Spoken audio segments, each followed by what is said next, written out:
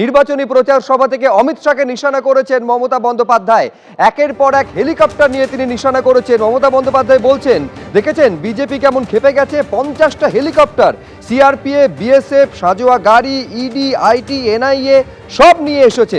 নন্দীগ্রামে ভোট লুট করতে যাকে পাঠিয়েছিল তার সঙ্গে কথা বলেছে। প্রিয় ভাই বলে অমিত শাহর বিরুদ্ধে অভিযোগ তৃণমূল নেত্রীর। শুনুন একবার কি বলেছেন মমতা বন্দ্যোপাধ্যায়।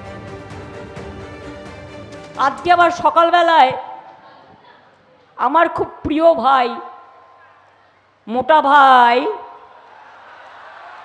সিআরপিএফকে নিয়ে, সিআরপিএফের নন্দীগ্রামে যাকে ভোট লুট করতে পাঠিয়েছিল তাকে নিয়ে মিটিং করে বলেছে ভোট স্লো করে দাও, লোকে যেন ভোট দিতে না পারে। এসব অনেক কি ভেতরে কি বলেছে আমি কি করে জানবো? আমি এটা আইডিয়া করছি। আমার ভবানীপুরে দায়িত্ব দিয়েছে, আমার বউ এই গেছে, তোরা ক্যাচ কলা করবি আমার। আর এই ভোট পর্বের মধ্যে আসানসোলে খুন হয়ে গেলেন এক কংগ্রেস সমর্থক। স্ত্রী এবং ছেলের সামনে তাকে বেধড়ক পেটানো হয়েছে এবং এই মারধরের জেরেই তার মৃত্যু হয়েছে বলে অভিযোগ করা হচ্ছে পরিবারের তরফে। গতকাল রাতে স্ত্রী ও ছেলেকে নিয়ে জন্মদিনের অনুষ্ঠান থেকে ফিরছিলেন দেবদীপ চট্টোপাধ্যায়। এই হচ্ছে সিসিটিভি ফুটেজের ছবি আপনারা দেখতে পাচ্ছেন। তার বাড়ির সামনে তাকে বেধড়ক মারধর করা হয় বলে অভিযোগ। ফেরার পথে বাইকে ধাক্কা মারে গাড়ি, আর সেই ঘটনা ঘিরে বচসা শুরু হয়। আর বচসার জেরে কংগ্রেসের সমর্থককে ধাওয়া করে মারধর করা হয়। নিজের আবাসনের গেটের সামনে কংগ্রেস সমর্থককে বেধড়ক মারধর করা হয়, আর তার জেরেই তার মৃত্যু হয়েছে বলে দাবি পরিবারের। আর এরই মধ্যে কংগ্রেস প্রার্থীর অভিযোগ সামনে এসেছে। তিনি অভিযোগ করছেন অভিযুক্তরা তৃণমূলের সঙ্গে যুক্ত।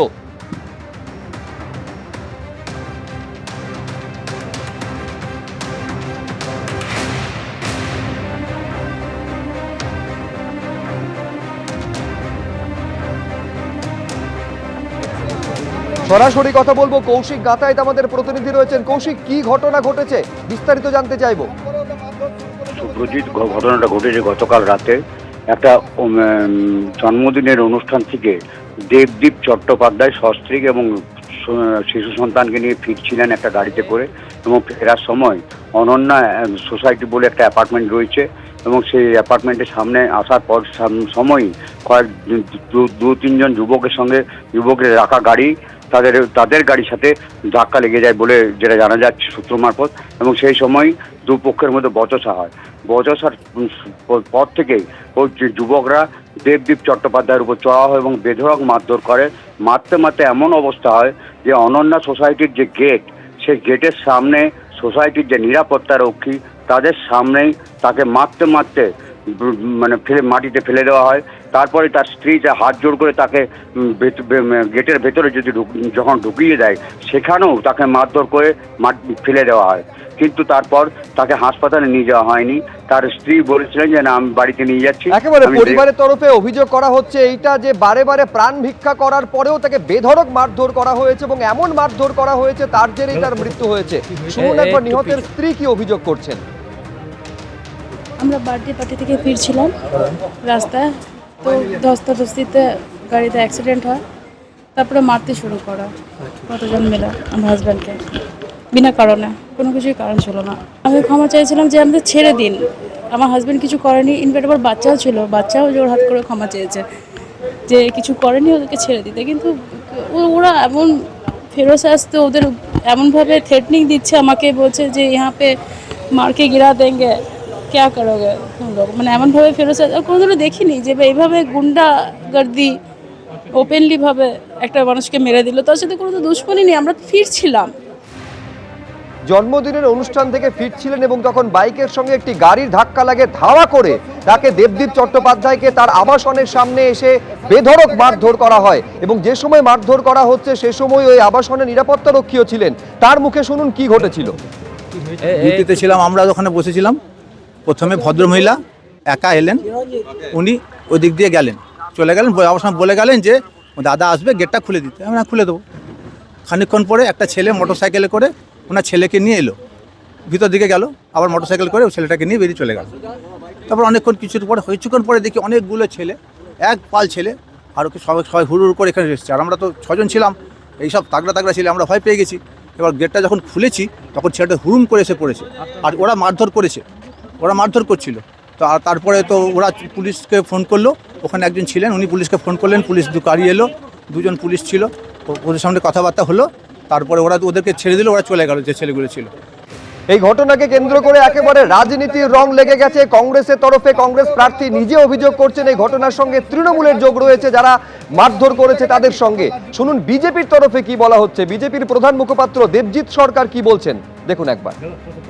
এরকম ঘটনা ঘটে বা পূর্ববর্তীকালে বা নির্বাচনের সময় যখনই ঘটুন না কেন, আমরা যে কোনো দলের লোকই মারা যাক না কেন, আমরা এটা নিয়ে তীব্র প্রতিবাদ জানাচ্ছি। এবং এটাও ঘটনা যে এর জন্য ইসিকে আরও শক্ত হতে হবে। যারা কোনো রকমভাবে কোথাও এই ধরনের কোনো কাজ করার চেষ্টা করছেন, ভবিষ্যতেও করার চেষ্টা করবেন, কেননা তৃণমূল কংগ্রেস এখন মরিয়া, তারা চেষ্টা করছে যে কিছু না কিছু একটা ঝামেলা করতে। তো এই মরিয়া তৃণমূল কংগ্রেসকে আটকানোর জন্য ওরা পাগল হয়ে গেছে, ওরা খুনোখুনির রাস্তাতে যাওয়ার চেষ্টা করবে। কিন্তু গণপ্রতিরোধ সেইটাই এমন একটা জিনিস যেটাতে কিনা অনেক বড় বড় সাম্রাজ্য তলিয়ে গেছে। তৃণমূল যেন এটা ভেবে রাখে, কেননা নির্বাচনে হেরে গেলেও মানুষের রোষের শিকার হতে হবে না হয়তো, কিন্তু এই ধরনের হেরে যাবার আগে যদি একতরফা এরকম আক্রমণ করার চেষ্টা করে তাহলে ফল খুব খারাপ হবে। গতকাল রাত্রে জন্মদিনের একটা অনুষ্ঠান থেকে ফেরার পর এই ঘটনা ঘটে। একেবারে নিজের যে আবাসন, সেই আবাসনের সামনে দেবদীপ চট্টোপাধ্যায়, তার আবাসনের সামনে এই কংগ্রেস সমর্থককে বেধড়ক মারধর করা হয়। একটি গাড়ির সঙ্গে ধাক্কা লাগে, সেখান থেকে বতসা, আর তার পরিণতিতে এই ঘটনা। পরিবারের তরফে অভিযোগ করা হচ্ছে এমন মারধর করা হচ্ছে তার জেরেই মৃত্যু হয়েছে এই কংগ্রেস সমর্থকের। নিজের স্ত্রী এবং সন্তানের সামনে বেধড়ক মারধর করা হয়েছে কংগ্রেস সমর্থককে। দেখতে পাচ্ছেন হাত জোড় করে মিনতি করছেন ওই কংগ্রেস সমর্থকের স্ত্রী, কিন্তু তারপরেও কোনো রেয়াত করা হয়নি বলে অভিযোগ করা হচ্ছে তার পরিবারের তরফে। এই গোটা ঘটনার সঙ্গে যারা মারধর করেছে তারা তৃণমূলের সঙ্গে যুক্ত বলে অভিযোগ করছেন কংগ্রেস প্রার্থী। শুনুন একবার। রাত্রি 2টোর সময় কি করে রাস্তার ধারে? কেন পুলিশ অ্যাকশন নেয় না এগুলোর উপরে? রাত্রে 2টোর সময় কারা ঘুরে? চোরা ঘুরে। ও বলেছে ও রাতে ও একটু নেশা করে, অনেকদিন, দীর্ঘদিন। আমরা ওকে কন্ট্রোলে রাখি।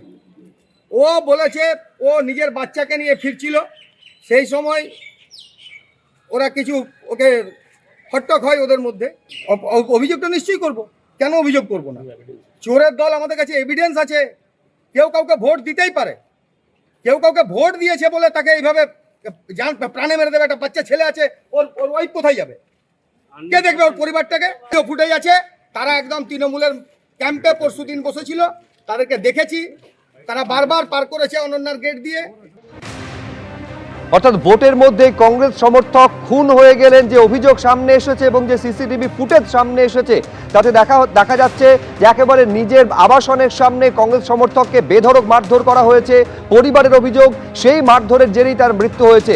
গতকাল রাত্রে জন্মদিনের একটি অনুষ্ঠান থেকে ফিরছিলেন এবং বাইকের সঙ্গে একটি গাড়ির ধাক্কা লাগে, সেখান থেকে বচসা ধাওয়া করে এসে তাকে মারধর করা হয়েছে, যার জেরে মৃত্যু হয়েছে এই কংগ্রেস সমর্থক দেবদীপ চট্টোপাধ্যায়ের। অভিযোগ পরিবারের। এবিপি আনন্দ, এগিয়ে থাকে, এগিয়ে রাখে।